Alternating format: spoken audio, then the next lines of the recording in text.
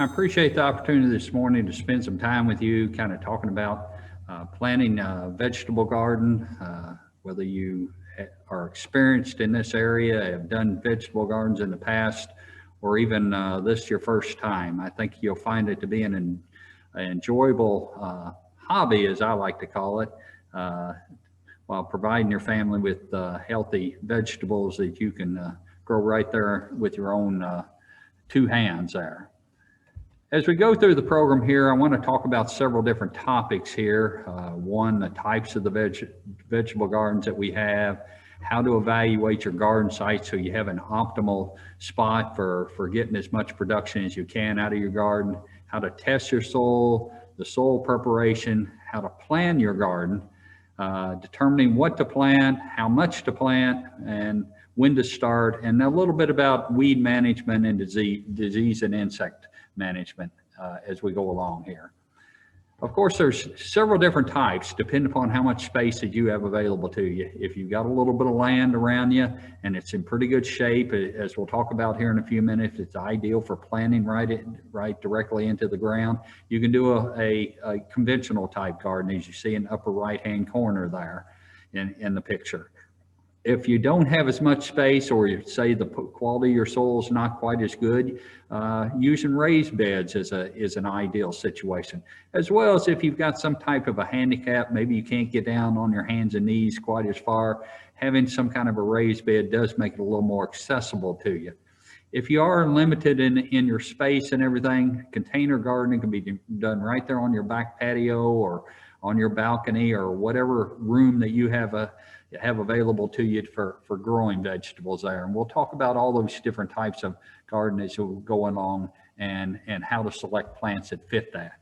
Of course, anytime you're going to grow vegetables, you're going to need about 6 to 8 hours of direct sunlight each day. Of course, you want to have a well-drained soil, have a water source, because you are going to have to water the plants. Mother Nature is not always kind to us and provide us the optimal amount of rainfall at certain times of the year. And of course, you want good airflow. That is especially important in trying to control diseases out there. As we continue to evaluate our garden site, of course, you want to be away from buildings and trees. There are some trees, we don't talk about it a whole lot, but there are some trees that can be harmful to your garden. Walnut trees in particular, the roots actually give off a toxin that can be damaging to plants that are near it.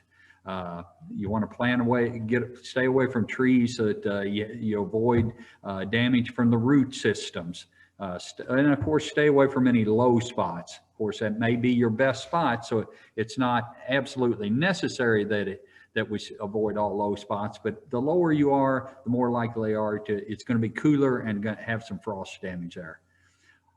Also, if you do have poorly drained soils, as I mentioned a moment ago there, you can use raised beds, and we'll talk about how you can prepare a raised bed in more of a prepared type soil rather than just a regular soil that we find on the ground there. If you are on a hillside, you want to contour your rows or even terrace your garden area there so you minimize the erosion in those particular spots. Of course, you want to make it handy to you, so you want it near your back door so that you can harvest, and as much as anything to keep the weeds out of it. If it's unhandy to you, you're less likely to go out there and do the work that you need to do. And of course, avoid any windy areas. Of course, the first thing you want to do when you're planting your garden, of course, test your soil. If you bring a soil sample into the extension office here, we're going to test it for phosphorus, potassium, and pH. Now, we give you a recommendation for nitrogen, but we really can't test for nitrogen levels in the soil because they change almost daily out there. But we do give you a recommendation based upon research that tells you how much nitrogen you need to apply to the crops there, as well as your phosphorus, your potassium, pH being the amount of lime that you need if your pH is not proper. Of course, pH ranges from 0 to 14, and of course 7 is neutral. Ideally for vegetables, we want to be somewhere around 6.2 to 6.8. Some plants like it a little bit lower than others. I always say if you're right in the middle of that, somewhere around 6.4, 6.5, you're perfect out there.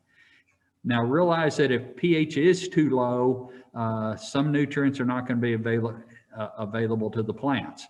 such as the fertility, your phosphorus and potassium. As the pH gets lower, those are not as available. So you're basically wasting resources there. If you apply fertility to the garden area, you want to make sure that it's all available to you. If we do need to raise the pH, try not to overdo it. In other words, try not to over apply lime. I know some old timers that just lime their garden every year, and I've seen some pHs that are 7.2, 7.3.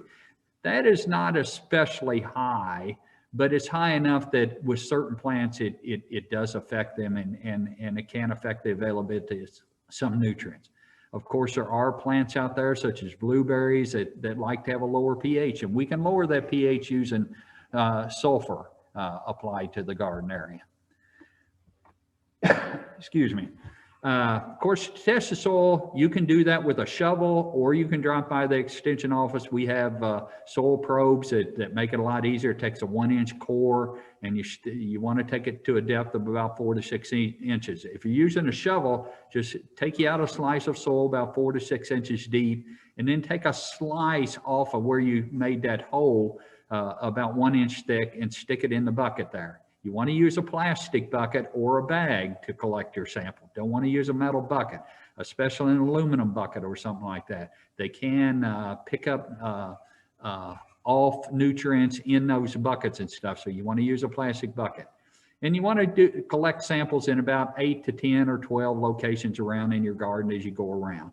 Then mix all of that soil together into a bucket. And we're going to need about a 1 pint soil. And bring that into the extension office here. A pint is usually about what a Ziploc sandwich bag will hold. Or if you've got another container, some kind of a glass or a plastic container, that's fine. You can bring it in as well, because we're going to put it in a bag when it gets here anyway. If it is kind of damp, such as right at this particular time, lay it out on a newspaper for 2 or 3 days and let the excess water. The fact that it's a little bit muddy is fine, but we don't want water running out of it when we bring it to the office there. And we can have soil test costs $8.50 a sample. We are running a special for those of you that are participating in this program. If you want to have it tested, we will do it for $4. So we're basically eating part of that sample cost there, that just to make it handy for you and get your recommendation first time. Recommendations are usually back in about 7 to 10 days, and we will mail that to you with a recommendation of exactly what fertilizer you need to apply. We want to soil test our garden area every 3 to 4 years. So you can use that soil test that you get this year for the next 3 to 4 years. And then in 3 or 4 years, you test it again to see if there's been changes, if the pH has gone down, because as we apply nitrogen, it is acid forming. So it drives the pH down. So it may have dropped and we need to apply more lime. If you do need to apply lime, try to apply that as far out before planting your garden as possible, especially if you're very low on your pH, so you get as much pH change before you plant the crop. So you have as close to ideal situation pH-wise to plant into. Of course, apply your nitrogen right before planting the crop to avoid losing it. Nitrogen does leach down through the soil as we have rainfalls, as well as it does volatilize and go up into the air. So we do lose nitrogen over time. If you don't need very much phosphorus or potassium, if you look at the fertilizer recommendation at the bottom, when you're looking at a bag, it'll always have 3 numbers. The first one is your nitrogen content, like in this sample here, there's 29% nitrogen. There's no phosphorus in it. There's a 0 there.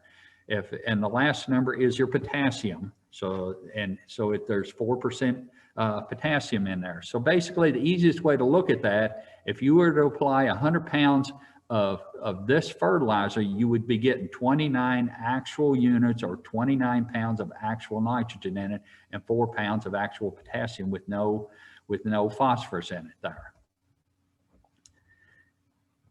Ideally, we'd like to have a nice, loamy, well-drained soil. Definitely want it well-drained. Now, in Ohio County, I'll grant you that not all of our soils are loamy. Sometimes they tend to be a pretty high clay content. If they're too high in clay content, that means they're not going to drain very well. And so that's when going to raised beds, such as what you see in the picture below, might be a better situation, just a lot better soil content. Because when clay is a very fine particle, and so it tends to pack. And so things don't grow as well in there, as well as it tends to be lower in pH.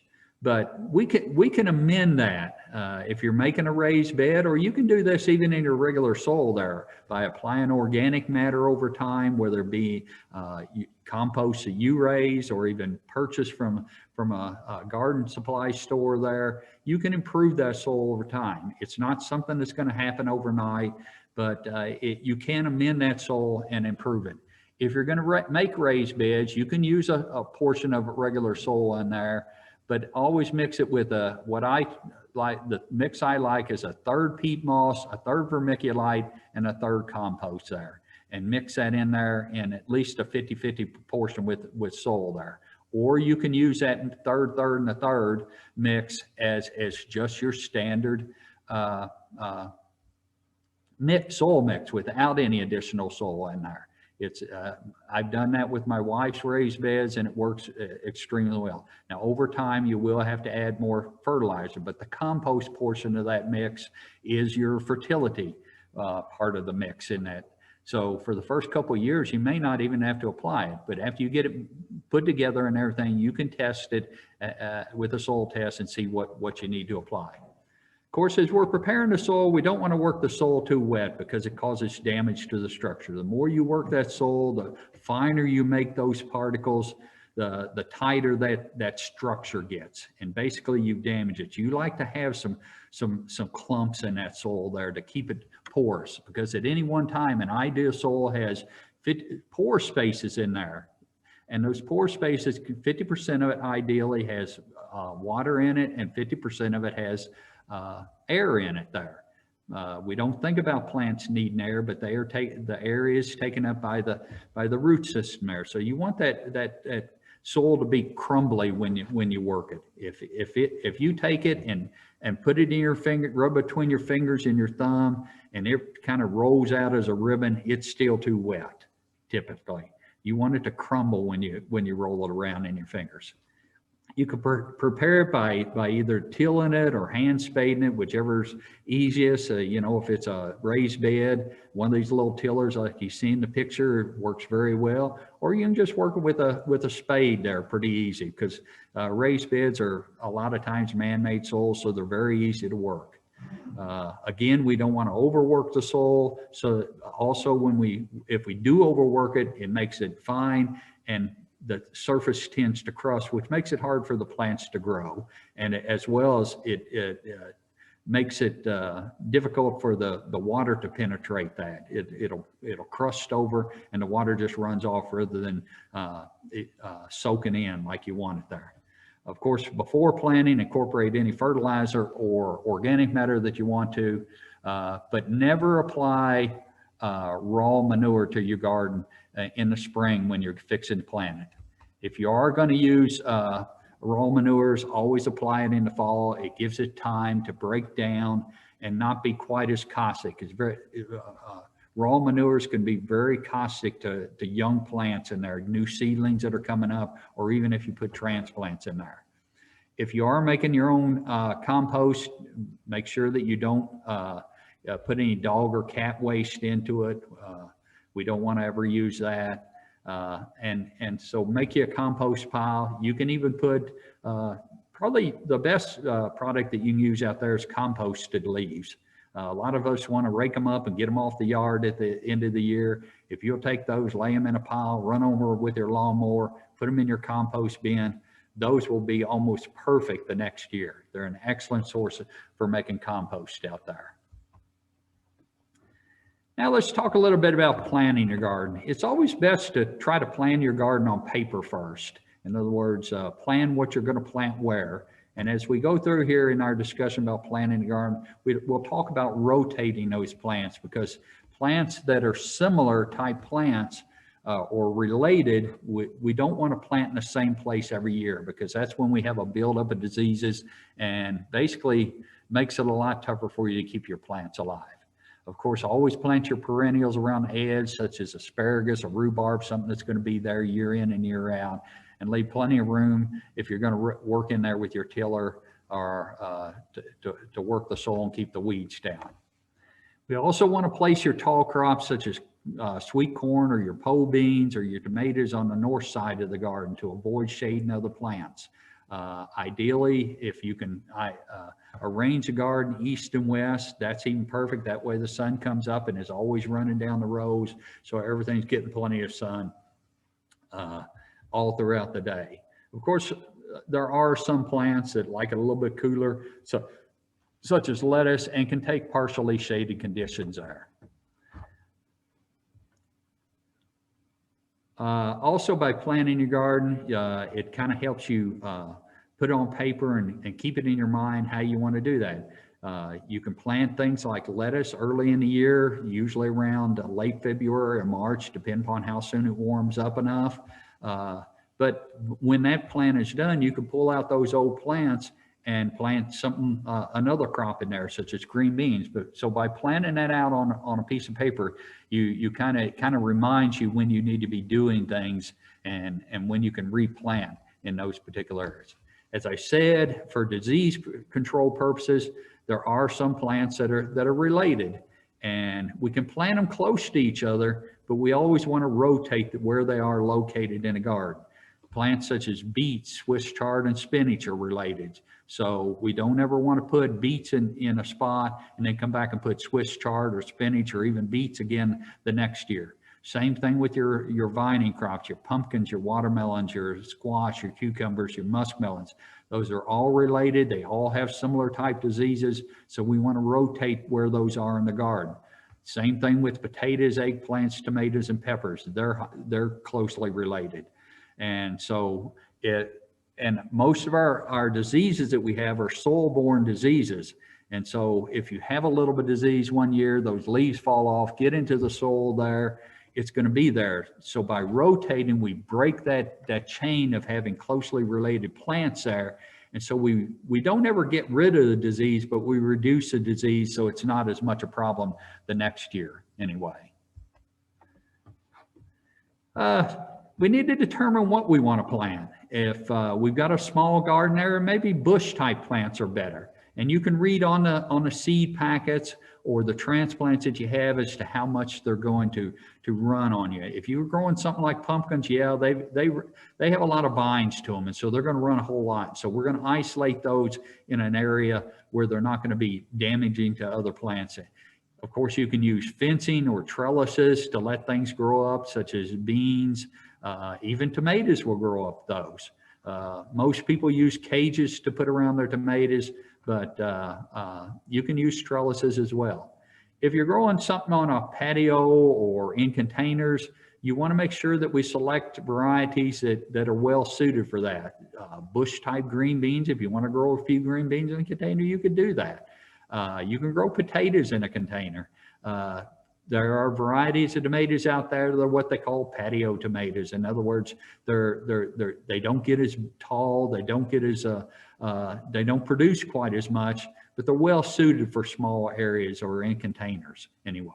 Of course, there are two different types of tomatoes out there. There's determinate and indeterminate. Determinate tomatoes mean that basically they're all going to mature about the same time. They're usually early maturing type, such as Early Girls is a variety. That's a determinant. They're pretty much all going to get ready at about the same time. They tend to not get it as big, and most people either stake them or grow them in cages. Whereas indeterminate tomatoes, which is what I prefer myself, they tend to bloom and continue to produce throughout the season until the frost kills them in the fall, typically. Of course, in ID 128, which is Home Vegetable Gardening in Kentucky, publication you can pick up at the Extension office, you'll find charts such as this, which helps you plan how much do you need to plant. It gives you an approximation of how much you need to plant per person, such as, let's look at beans there. If we look at snap bush beans there, 15 to 16 foot a row is enough for one person if you're picking them fresh, 15 to 20 foot a row if you're planning on canning some of them. So that's about all you need for one person. If they're just you and your wife, so you plant to 25 to 30 foot a row, and you've got enough for year round for your family there. If you've got a growing family with several children, then you can plan appropriately for that. The other thing we want to keep in mind when we're selecting varieties is disease resistance or disease tolerance. A tolerant plant usually will produce a crop even with some disease, whereas a resistant is that natural ability of that plant to resist the diseases out there. In ID 128, it talks about that as well, about the different diseases that are typical for different types of crops, whether it be tomatoes or green beans or whatever it may be. And so you can try to find varieties that have that disease resistance. It's really the only way to try to minimize the disease. Doesn't necessarily mean they won't get some, but by having that tolerance or that resistance in there, it minimizes the amount of disease. And then you can use your fungicides to help control those diseases as well. Of course, F1, most of our vegetables out here nowadays are what we call hybrids. And F1 is basically a cross between two specific type parents out there. And that's designed to give us more vigor, more uniformity, and especially to get us disease resistance. Now, if you save seeds from a hybrid, they don't always have the exact same characteristics the next year if you save that seed. So just keep that in mind. A lot of people like heirloom type varieties. Heirloom are what we call open pollinated type plants. And they basically, you can keep the seed from heirlooms and they will remain true to themselves from one year to the next. The only problem with when you talk about open pollinated or heirloom varieties is the fact that they have little to no disease resistance out here. That's the reason we created hybrids out here, to be able to put that disease resistance in here and to make it easier for you to grow gardens. And you see some examples down at the bottom there of some of the heirloom type varieties. I'm not necessarily going to say I have my preferences, which I prefer, but if you prefer an heirloom type variety, just realize they're a little more difficult to control diseases and everything. When do we start planting our garden? The good thing about it here in the western end of the state as compared to the central or northern part of the state, we can start a little bit early. We're about 10 to 14 days ahead of central or northern Kentucky a lot of times. Our earliest crops can start as early as middle to late February there, such as spinach or snow peas. They're a cool season crop. They can handle that cooler temperature. Now, you may need to have row covers if we're going to have a heavy freeze or a frost to kind of protect them early in the season. But you can get those out there and get started on a garden pretty early. The next round of cool season crops that we plant around the middle of March, middle to the end of March, we put in cabbage, broccoli, Brussels sprouts, and cauliflower. Some excellent crops that, again, can take a little bit of frost, but if it's going to be a heavy freeze, such as we've had this spring, unfortunately, you may want to have row covers or something available to you to pull over the top of them in case we have that. We don't have them very often in March, but if we do, you need to protect your plants. Excuse me. The next plants that we're going to put in there, of course, collards are your onions and radishes, basically around the 1st of March, beets somewhere around, beets, kale, and parsley around the middle of March, same as leaf lettuce, onions, and your potatoes. When it talks about Irish potatoes, we're talking about white potatoes, basically, as compared to sweet potatoes. Then we have warm season crops that we plant after the threat of frost is passed. Sometimes we can do that in late April. This year was kind of a touchy year to be planting in late April.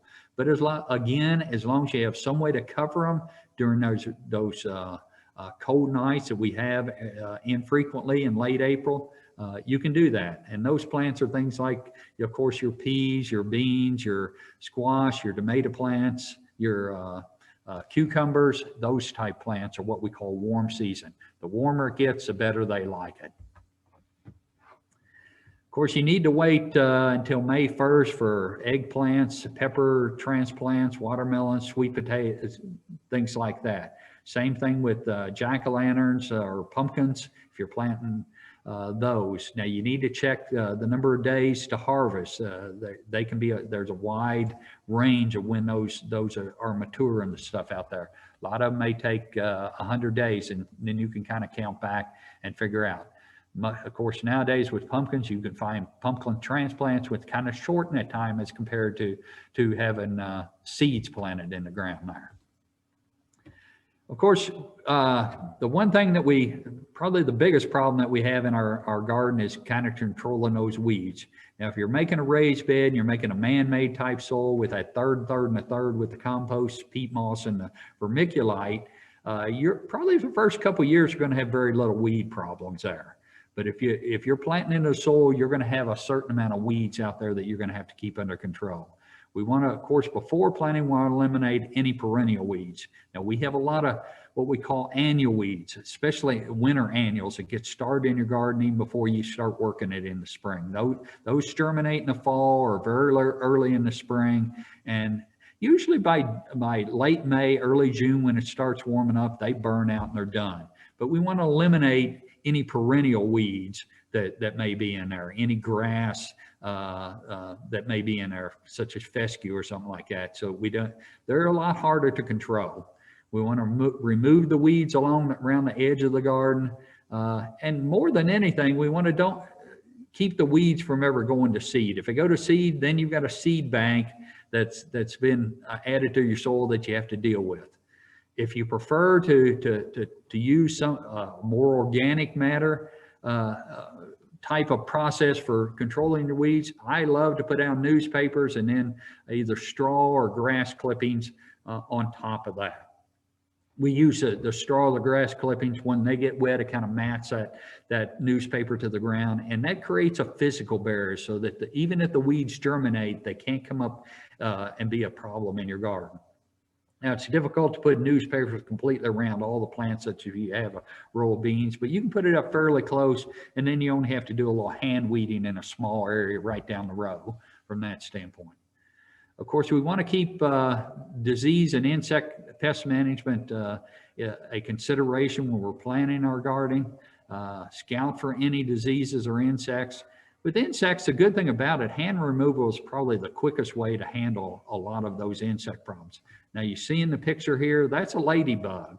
That's an insect, but that's a good insect because it eats soft-shelled insects. It's actually what we call a beneficial insect. So those type of insects you want to leave in the garden because they help control other insects that may be a problem.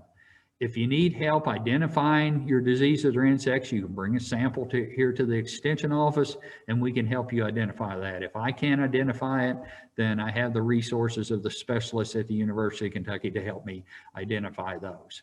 Of course, we always want to get it identified, that disease or insect pest identified first so that we can select the proper pesticide to control that pest. And again, that ID 128, the Home Vegetable Gardening in Kentucky, is an excellent resource and has recommendations on what pesticides you can use to control those diseases. Of course, at the end of the year, we don't want to completely forget what we've done there. We want to go back and evaluate what we've grown. Of course, there's always new varieties coming on the market. These tomatoes, especially the cherry tomatoes anymore, the yellow varieties are really sweet. And if you want something like that, I know my grandkids love to pick the cherry tomatoes right out of the garden and eat them right off the vine. And so minimizing the use of the pesticides, you can do that type of stuff there. Ideally, you would always like to wash off anything before eating in case you did use a fungicide or another herbicide in the garden or an insecticide to control your pests there. We also want to evaluate how it performed. Did it have a disease problem? Do I want to look at another variety that maybe has a little more disease risk? Did it produce what I wanted to produce? Or do I want to plant something that maybe produces a little bit more out there? For instance, my wife and I always like to plant some early girls, and we use those for juicing tomatoes, canning the juice each year. We like to put those in early, get those out of the way, and then the tomatoes later, mainly are for eating purposes more than anything. But we will can some of those as well. We want to evaluate our success or our challenges. Was our garden location good? Did we have any problems in there? What about the weed diseases and insects? So what were our problems? How do we make that better? How can we make this garden easier to take care of out here?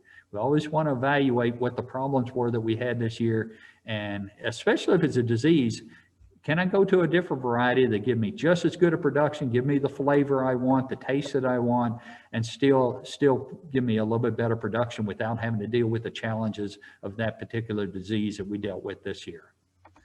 Again, if you ever have any questions about gardening, feel free to contact me here at the Extension office. Our number is 270-298-7441, or you can visit us here at the office at any time. We're open from 8 to 4:30 each day. I hope you enjoy your adventure in gardening this year.